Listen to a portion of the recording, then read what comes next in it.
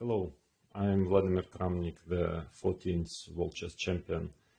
And before going directly to the chess part, I would like to make a small introduction about the topic of this course and how you can get the most out of it, improving your chess skills, decision making, and understanding of the game in general.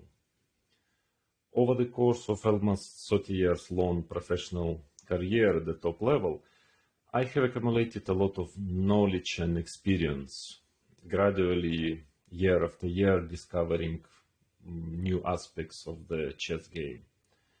And I would like to share with you my vision of some of those aspects, such as positional play, my personal decision-making method, and many more. So in a word, to share with you my chess zen. Don't expect tens of Russian opening novelties or some concrete lines which you can use in your tomorrow's Blitz internet game. There are enough people, courses which can give you that. Actually, I have a higher ambition presenting this material that is trying to help you discover new depths of chess, enrich your thinking and decision-making process, and well, by doing that, at the end of the day, to improve your game in whole. I will make a reservation right away. Chess is, of course, too complex to be able to claim to know the ultimate truth. In addition, every serious chess player should develop their own view of chess, their own individual vision of the game. There are no two chess players with an absolutely identical perception of chess, style of play, or method of choosing moves. Nevertheless, I've always listened very carefully to the thoughts of strong chess players on various aspects of the game. And I've tried to understand their way of thinking, and quite often, thoughtfully analyzing their words, I would discover new facets of chess. In my opinion, chess cannot be taught. Chess can only be learned. I actually like the following definition of a talent. So the talent is the ability to learn. That is the ability to analyze and absorb information, which, well, definitely must be of a high quality, and then to make the right conclusions and implement them. Actually, it is the main secret of improving your game. Because all people, especially now in the internet age, have roughly the same access to information, chess books or courses. But for some strange reason, they still play at very different levels. So the quality course that I will try to present you is only half the battle. I'm sure that during this course you will learn a lot about some fundamental aspects of the game. Now it's a small matter to properly perceive and absorb this information. So I would like to give you some tips for this. First of all, do not use engines when studying the material in this course. All the given examples have already been checked with engines for possible tactical errors, so there are none. And even if at times engines propose another move as the first line in some of the positions I will be showing you here, it's not very important. After all, the essence of the course is to understand how a top chess player thinks and on what basis he makes decisions during the game. You know, we humans are not capable of playing with the computer precisions, even the very best chess players in the world. But what is important for us is to understand the position on the board. And based on this understanding, we start to search for the best continuation. On top of this, computers, they have radically different algorithm of decision making. Therefore, I think it's actually hard to learn much and improve as a human chess player just looking and following the computer's first line. Second, at the beginning of this course, I will offer you a certain logical method or algorithm, if you want, for finding a move in a particular and the direction of your play in general. And despite its seeming simplicity, I have noticed that in the most of the positions that arise during the game, actually it works. So I would recommend you to try to use it at least when solving the positions that I will give you throughout the course. And then, who knows, maybe you will implement it into your practical play. At least I find this method very interesting and definitely worth trying. And the most important, try to absorb and adopt the method of thinking and approach to the game as a whole, which I'm going to present you here. You know, chess is a logical game, and the process of thinking of any chess player or algorithm of finding the best continuation should be, well, at least more or less structured. The clearer the logic of thinking, the more likely you are to find the right move or plan for the next coming moves. So, all in all, I do not pretend that my method of thinking and playing chess is the only one possible or that it's completely flawless. Other top players might and probably do have some other approach and no less successful. Therefore, I wouldn't insist you must copy it, you know, from A to Z when playing yourself, but rather what I'm trying to do is to offer it to you as a perfectly valid option. I think it can be very useful, especially in not forced positions where you feel kind of slightly lost searching for a plan or trying to understand the situation on the board in whole.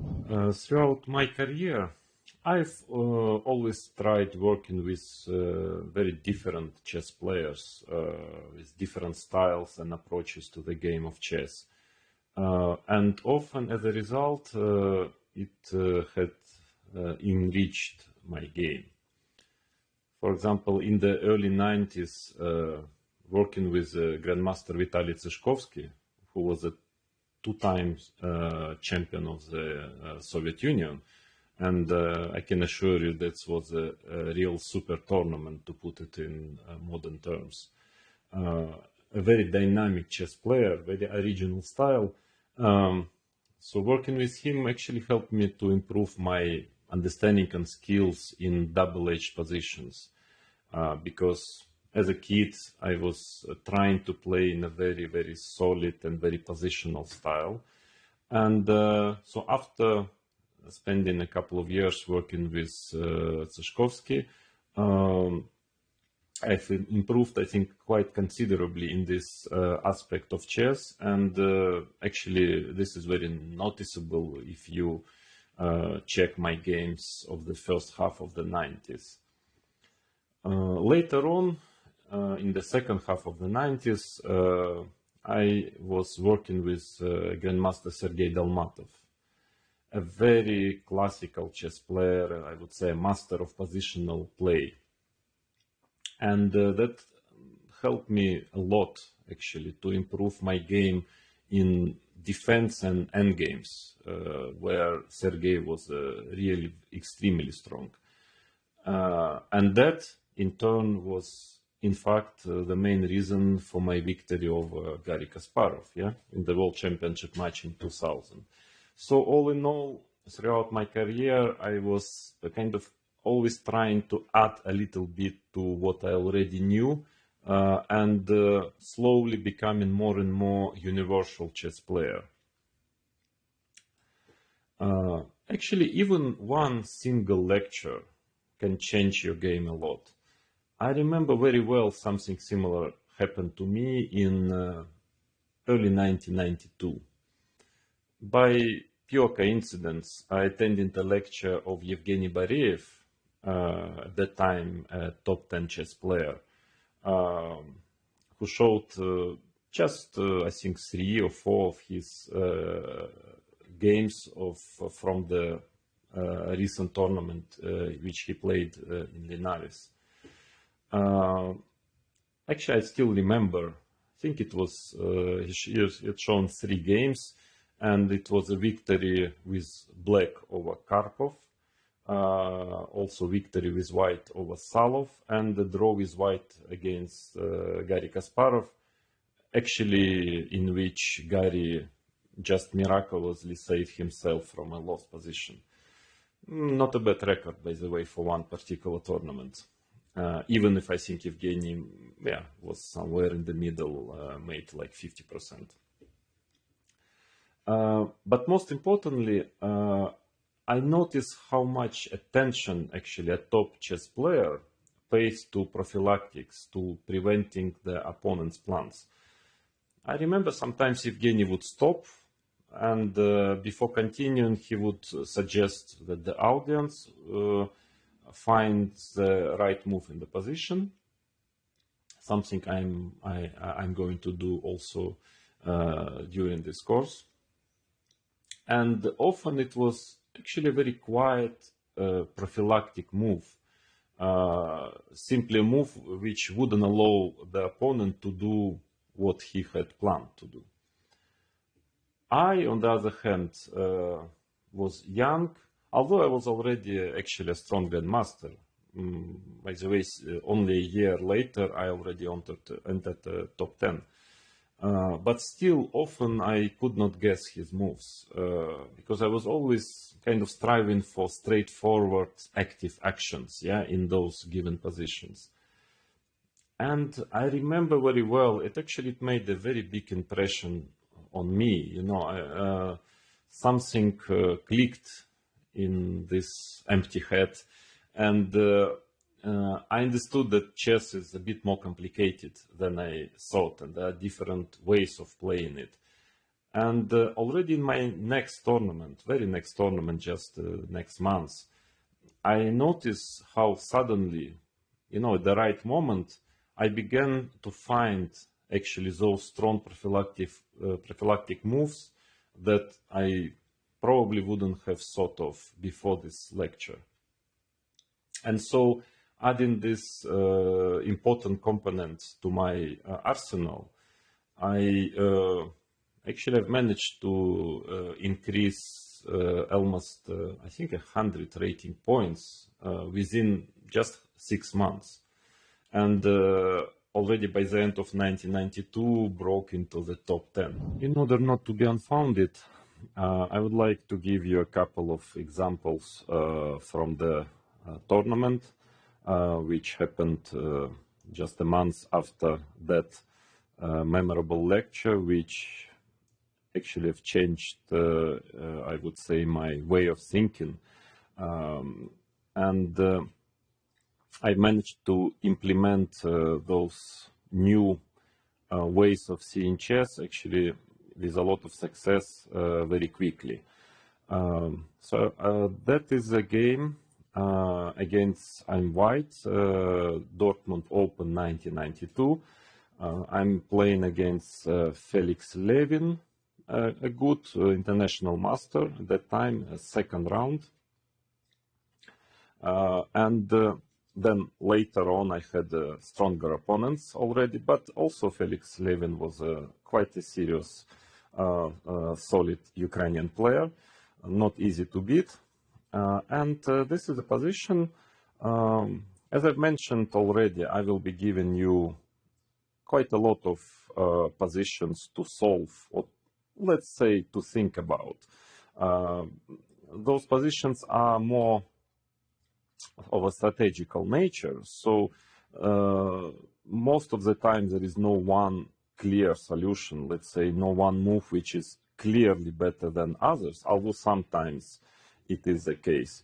But my idea is, what I would like you to do is to stop the video for a while and take your time to think about those positions, and this one in particular, more in a positional strategical terms. So trying to understand the assessment of the position, the main characteristics of it, and then to come up with a move, or two best moves according to you. I mean, the move which you yourself would have played in a given position.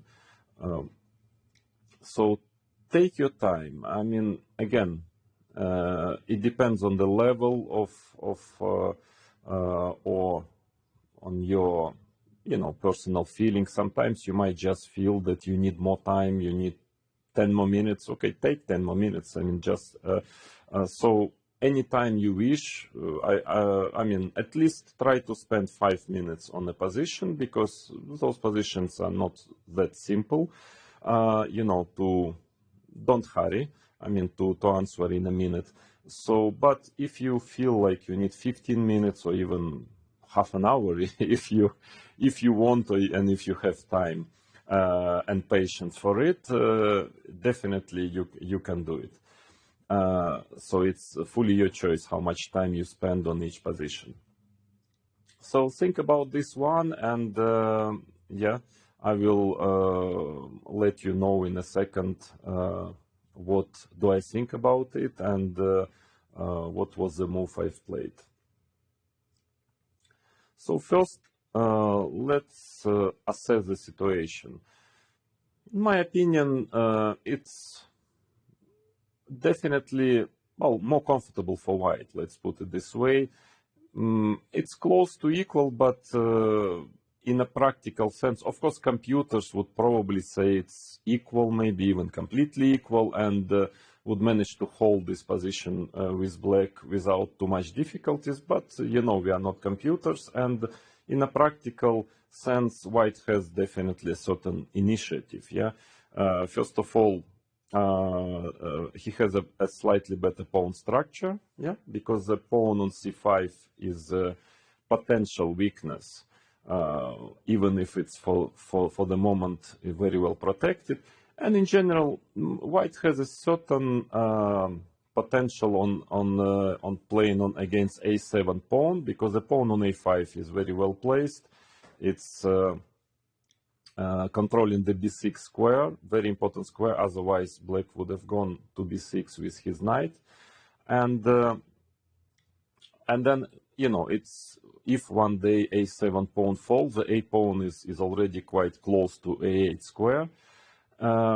Yeah, and well, what else? Black has a little bit unpleasant pin, yeah, queen on c4 is pinning for the moment, but all in all, definitely shouldn't be much, yeah, for white. So white to move, and I started to think, as I've explained you earlier, yeah, as a young player, and I was 16 at that time. Even if I was already close to 2600, but still my play was a bit too straightforward, I would say. So I would always start to look for kind of direct continuations. So my first intention was to play maybe knight b5 here. Well, that is logical, actually, just to try to attack the pawn. Black doesn't have a very big choice. He has to play a6, knight c3. Well, there is a pin, so black has to play knight c7, probably only move. And then, yeah, it doesn't seem that white have achieved much. Actually, haven't achieved anything at all, because let's say if I play queen e2, there is rook takes b1, rook takes b1, rook b8, and well, it's clear that black's position have improved since then. Yes, so another idea would be to play, I was considering rook takes b8, rook takes b8, d4. That makes sense, yeah, because I'm pressing the pawn on c5, and of course, yeah, it's not advisable to take on d4 because white is taken with a knight, attacking the queen. Then, in case of queen d6, knight b5 comes, and black is in trouble. But the problem is that after d4, black has well, a few options, but probably the most efficient one is knight c7 again. And well, not clear what white had achieved, because what I don't like that I gave the b line, yeah, here, that is quite unpleasant for white. And d takes c5 is winning a pawn, but not for too long, because black is playing queen takes c4. If knight takes c4, then black simply takes back on c5, and there is no problem whatsoever. So white is taking rook takes c4, and let's say rook b3. That is quite unpleasant, because now the knight is hanging. In case of knight c2, black can, for instance, give check first. I have to play even knight e1, and then, for example, rook b5. He's taking back the pawn, and yeah, my pieces are very passive. Yeah, knight on e1, knight on c2. White has absolutely nothing here. So rook takes b8 is also not a big option. And then, yeah, I remember for some time I couldn't really find the way here. And, but then, yes, this lecture probably stayed somewhere deep in my mind. And I just started to wonder, what is black's next move? And actually, it's not a trivial question to answer, yeah, for black, because not very clear what is black doing next. So I thought, okay, then I should try maybe to make a useful move here. What is the most useful move in this position? Well, I would say, yeah, logical, very logical is to play h3. A very quiet move, because quite often when I start to play d4 in these positions, you know, and, you know, it can get quite tactical, and I really need my first rank, you know, I mean, I need my king to be safe, so there is no mate on the first rank. And in any case, it's a useful move. And on top of it, I ask my opponent to play here, yeah. I remember after the game, I was very proud of this move, that it came to my mind at all, yeah. And now I would say that I would have played it, well, frankly, almost automatically. It just looks completely natural to me to play h3 in this position. But at that time, it was really an effort to find this move. And yeah, now not easy to find a really good move for black. I think the best was actually, and by the way, I think that h3 is objectively the best move in the position. And maybe the only move which keeps certain pressure. And now probably black should have played a6. But it's not an easy move, you know, to make, because the pawn on a6 might become a target. Yeah, also you're weakening the b6 square. One day maybe the knight can get to b6, you know, in a long run, yeah. And also the a6 pawn becomes a kind of target, yeah, queen is on c4. So not an easy move to make, but, and still I think white can keep certain pressure playing, for example, d3 in the same style, just, you know, making useful moves and waiting for the best moment to strike, you know, maybe with rook takes b8, rook takes b8, d4, or, well, we will see, yeah, so to say, we will see. But my opponent, he was already in a slight time trouble, and he has played knight c7, a very logical move. But yeah, after queen a4, strangely enough, things starting to get a bit uncomfortable for black, because white has a certain ideas playing d4. The knights are not very well placed. Probably, yeah, let's say if rook takes b1, rook takes b1, knight takes b1, sorry, rook b8, trying to get the line, then d4 is already much more annoying because black cannot play queen b3, for example. He cannot really change queens because the knight is hanging on d7. And otherwise, there is a pressure. Yeah, also c takes d4, knight takes d4 is dangerous. Yeah, then my knight gets there, and you know, the c6 square. So white keeps definitely some pressure here. Probably the best move was in this position was knight d5 back. Again, not an easy move to play because in general it's very difficult, you know, to come back after you played knight c7 and just the next move knight d5 back. But again, if there is a point in it, because at least my queen was on c4 and there was this annoying pin, so black managed to get rid of this pin. Although still, I would say after d4, I couldn't find, analyzing already recently with good engines, I couldn't find any clear way for black to equalize. For example, knight b4, trying to get, you know, some activity, but then rook c4, for example. Not easy because c takes d4 is never possible, and white keeps some pressure, and what is maybe sometimes even more important, white has an easier game. Yeah, black has to watch out for all kind of tactics. So after queen a4, Felix Levin, he has played knight a6, so he decided just to transfer the knight to b4 via a6. Also, I would say quite natural move, yeah, but strangely enough, after knight b5, black's position becomes actually very critical all of a sudden, yeah. So, yeah, for me it was also a very, you know, very memorable game, very memorable moment, yeah, this example, just to, which showed me how, you know, one kind of delicate move like h3 can, you know, turn the whole game, because I thought it was close to equal, close to draw, and then just two moves, no obvious mistakes, and black is already in a difficult situation. So finding such moves is always very important. I mean, and again, I would like to explain that h3 was played not because of the because I didn't know what to do, just to play some move. Yeah, it was a very well thought idea to play h3. So knight b5, and here in time trouble, my opponent made the final mistake. He should have played rook b7, but the position is already quite difficult. d4, because black is lacking coordination. White has a lot of initiative.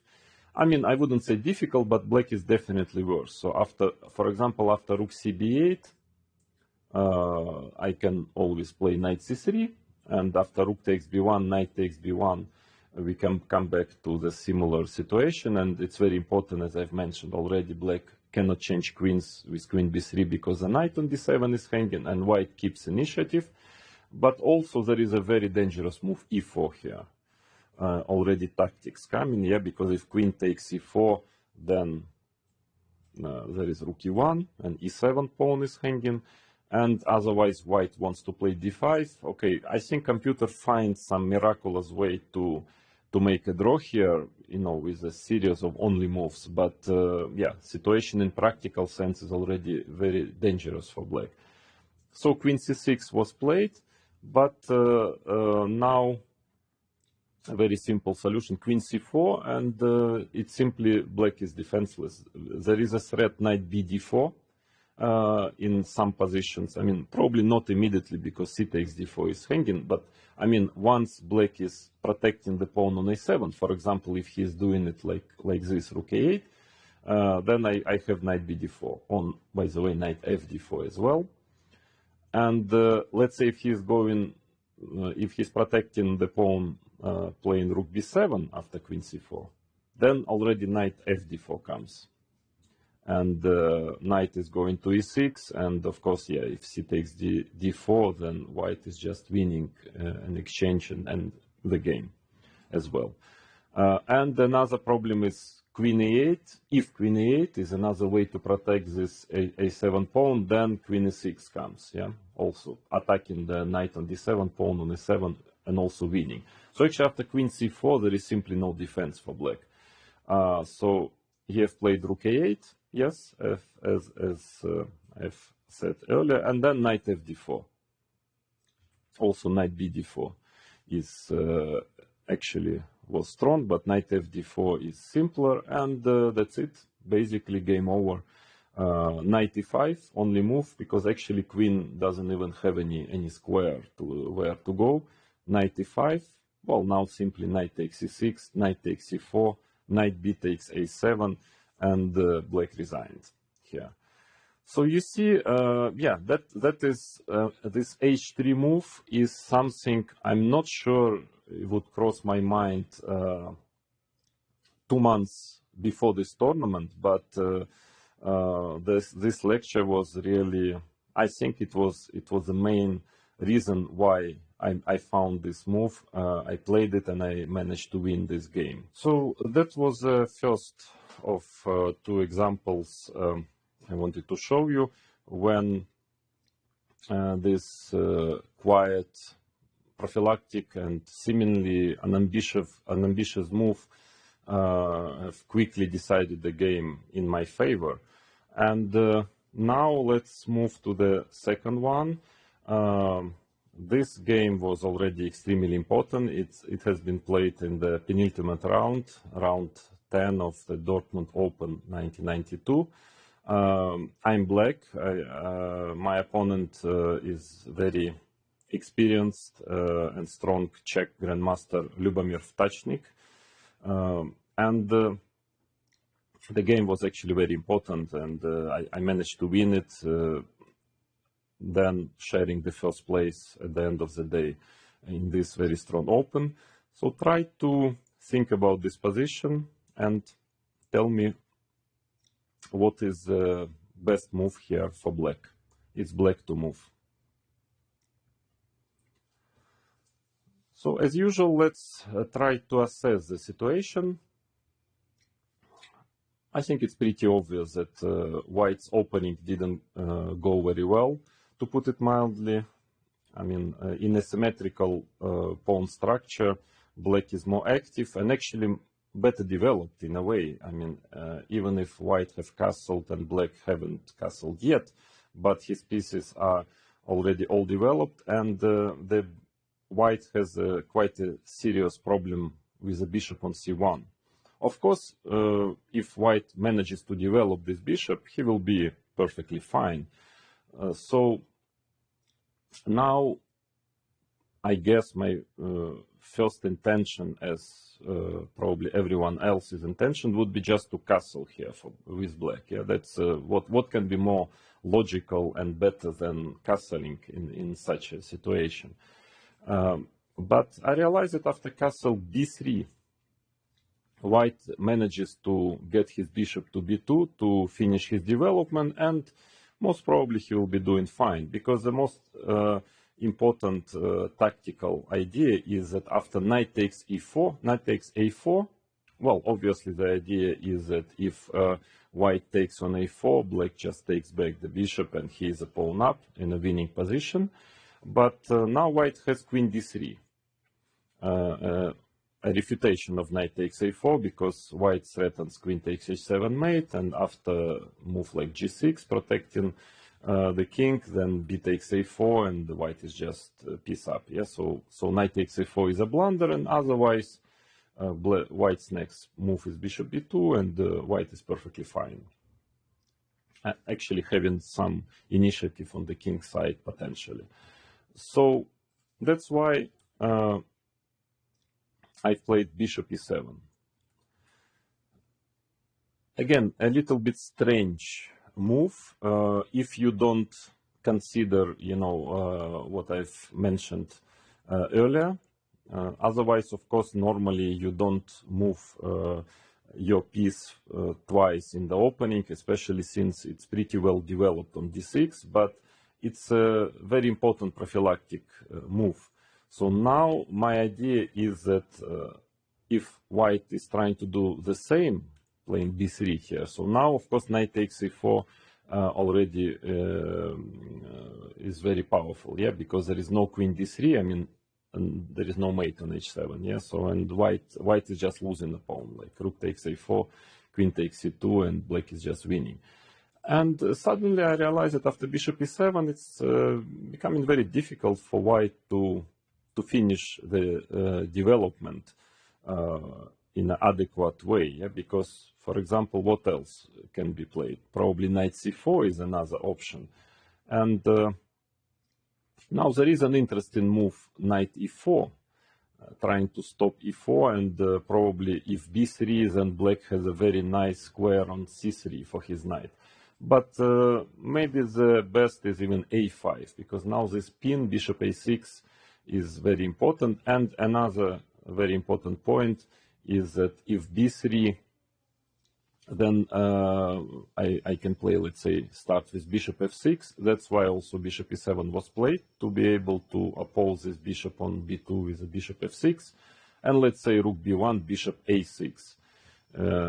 Then just castles, and this, again, I want to take knight takes a4 here, and white is in trouble here. This pin is very, very annoying. So after bishop e7, yeah, it's actually becoming very difficult for white to find a normal move. Yeah, so he had played e4, castles, but after e4 I can already castle, because again the same story. If white is playing b3, now I have knight takes a4 already, again because there is no queen d3, yeah, and black is pawn up simply. And I don't really see how white can finish his development without losing material, in fact. Because, for example, well, he badly needs to develop his bishop on c1, obviously. So let's say if he's trying to move his knight, let's say knight c4, then of course a5 is still good, but even b3 seems to be even better. Bishop b1, and let's say rook a c8. And I have big doubts white will manage to finish his development without losing material. And also you see that rook on a1 is packed now. Knight on c4 is hanging, so black is much, much better. Or another idea is knight f3, but then again b3 looks quite bad for white, because bishop b1, if he goes to d1, then e4 pawn is hanging, and after bishop b1 there is a5, for example, threatening bishop a6. Also a4 pawn might fall quite soon, and the rook on a1 is packed with the bishop on b1. Black is again having a very significant advantage. So Lyubomir had played knight b3. Now I went rook a c8. It's the most direct move. Well, a5 was also a very good option, threatening bishop a6, but after rook a c8, I think white is already probably losing the material, because knight takes c5 is also leading to trouble after queen takes c5 check, rook f2, and now a very good move b3, because, well, white cannot really take on b3. There is queen b6 attacking the bishop on b3, and if it goes somewhere, let's say on a2 or c2, then bishop c5, and black wins an exchange and the game with it. So white went bishop e3, but now black can just pick up a very healthy central pawn, playing bishop takes e4. It works tactically, because if knight takes c5, bishop takes c2, and queen takes c2, bishop takes c5, black is just pawn up and technically winning position. So bishop takes c4. Here some calculation was required, but not too difficult. Bishop takes c4, knight takes c4, queen takes a6, queen c2, attacking the knight on b3, knight d4 seems to be the only reasonable move, queen takes b2, and yeah, now black is pawn up and actually having an initiative on top of it. So the only thing which I had to see in advance, that queen b7 double attack can be parried with knight f6. I think also knight c3 was possible, but knight f6 is a bit more accurate. And the idea is that after queen takes e7, there is knight d5, attacking the queen and then taking the knight on e3, and actually black is just winning here. So after knight f6, white played knight c6, but here black is simply pawn up. Bishop d6, bishop d4, queen d3. The position is seemingly sharp still, but in fact, white king is on top of everything. White king is quite weak, and I managed rather easily to convert my advantage and win the game. So you see, those two moves were actually very inspiring for me, because somehow I realized that, yeah, it works. It really works. It's not only working for Evgeny Bareev, for other top players, but it's always very inspiring to have this feeling that, okay, I understood something, yeah, and I see the fruits of it. So that was what I wanted to tell you in my introduction of this course. I hope it was encouraging for you, and I really believe, I hope and I believe that you will study carefully this course, and I can really assure you that it can improve your chess quite seriously. That is the main goal of it, and for today, that's it. So that was the introduction part of the course, and I hope I managed to encourage you that studying this material I'm going to present you during this course can really help your chess a lot, and can improve your play significantly, as it happened to me long time ago in 1992. We will move to the main material of this course in the lesson 2, and I will show you a couple of brilliant positional prophylactic games of the 12th world chess champion Anatoly Karpov, who was a big inspiration for me as a child.